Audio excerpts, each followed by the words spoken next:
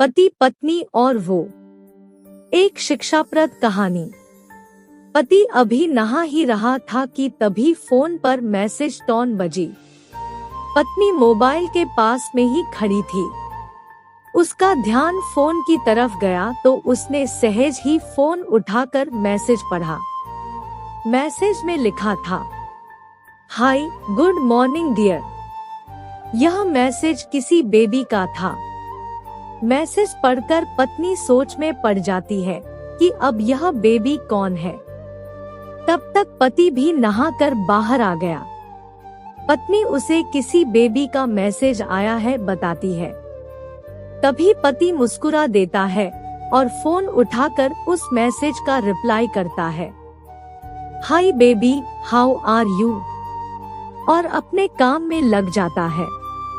इसके बाद पत्नी इस रिप्लाई को भी पढ़ती है। अब हर पल पत्नी के दिमाग में यही विचार घूमता रहता है कि यह बेबी कौन है। शाम को पति घर आता है। पत्नी उससे पूछती है, यह बेबी कौन है। पति जवाब में सिर्फ मुस्कुरा देता है और फिर से अपने काम में लग जाता है। 2-3 दिन बीत जाते हैं। उन विचारों ने अभी तक पत्नी का पीछा नहीं छोड़ा था और फिर से पति के मोबाइल पर एक बार फिर बेबी का मैसेज आता है, आज तो मिलोगे कि नहीं, तुम्हारी बहुत याद आ रही है। इस मैसेज ने आग में घी का काम किया। पत्नी का शक और भी ज्यादा पक्का हो गया। बीच बीच में ऐसे मैसेजेस का आदान प्रदान होता रहता और पत्नी के मन में शक की जड़ें और गहरी होती गई। पत्नी के पूछने पर पति जवाब में सिर्फ मुस्कुराहट के अलावा और कुछ नहीं कहता। यह शक गुस्सा बनकर तब ज्वालामुखी की तरह फट पड़ता है जब एक दिन उसे अपने पति की जेब में सिनेमा की 2 टिकटें मिली। इसके बाद पत्नी अपने पति से बहुत झगड़ती है। पति उसे समझाने की कोशिश करता है, लेकिन वह कोई भी बात सुनने को तैयार नहीं थी। पति को भी उस पर गुस्सा आ जाता है और यह झगड़ा और भी ज्यादा बढ़ जाता है। गुस्से में पति घर से बाहर निकल जाता है। पत्नी का गुस्सा पति से कई गुना ज्यादा था। तुरंत वो अपना सारा सामान पैक करती है और एक चिट्ठी लिखती है कि मैं मायके जा रही हूँ हमेशा के लिए, और पति का घर छोड़कर चली जाती है। गुस्सा शांत होने पर जब पति घर आता है तो चिट्ठी पढ़कर उसके होश उड़ जाते हैं। इसी तरह 10 दिन बीत जाते हैं और गांव के उस घर पर डोरबेल बजती है जहां पत्नी रहने चली गई है। पत्नी दरवाजा खोलती है और देखती है दरवाजे पर 10 साल की एक छोटी बच्ची हाथों में चिट्ठी लिए खड़ी है। वह बच्ची पत्नी को वो चिट्ठी देती है। बच्ची से वह चिट्ठी लेकर पत्नी चिट्ठी खोलकर पढ़ती है, डियर वाइफ, जिस बेबी की वजह से हम दोनों में इतने झगड़े हुए और तुम हमारा घर छोड़कर यहाँ चली आई। यह बच्ची जो अभी तुम्हारे सामने खड़ी है वह वही बेबी है। अनाथ आश्रम की एक प्यारी बच्ची है। इसी के साथ मैं बातें करता था, सिनेमा जाता था। पहली बार जब तुमने बेबी के बारे में पूछा था तो मैंने जानबूझकर तुम्हें नहीं बताया था।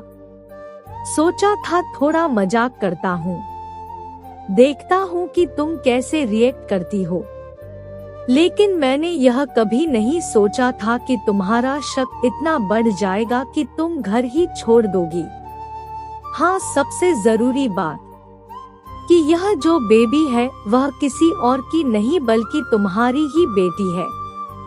रुको, अपने आप को संभालो और आगे की बातें ध्यान से पढ़ो। हमारे शादी के 2 साल पहले की यह बात है। तुम अपने कॉलेज के लास्ट ईयर में थी। तुम्हारे कॉलेज के प्रोफेसर ने नोट्स लेने के बहाने तुम्हें बुलाया था और तुम्हें चाय में नशीली दवा खिलाकर उसने तुम्हारे साथ गलत काम किया था।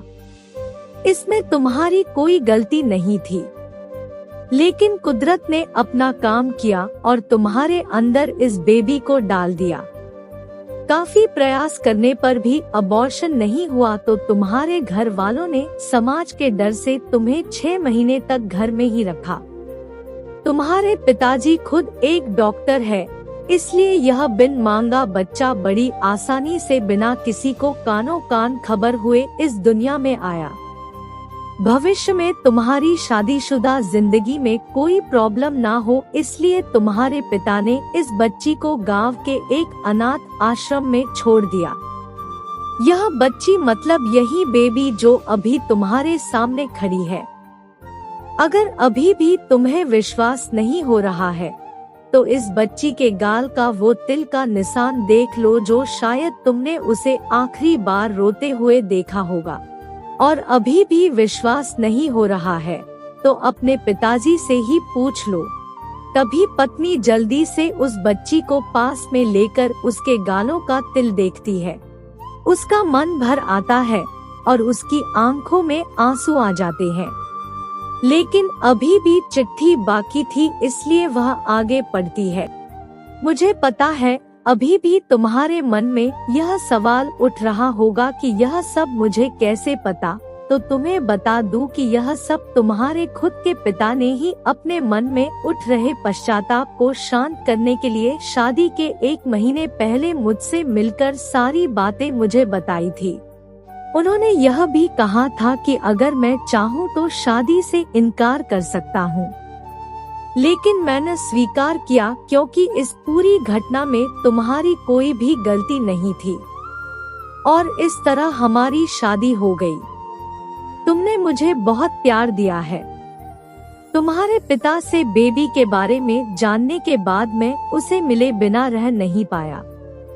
मैं बीच बीच में उससे मिलता था।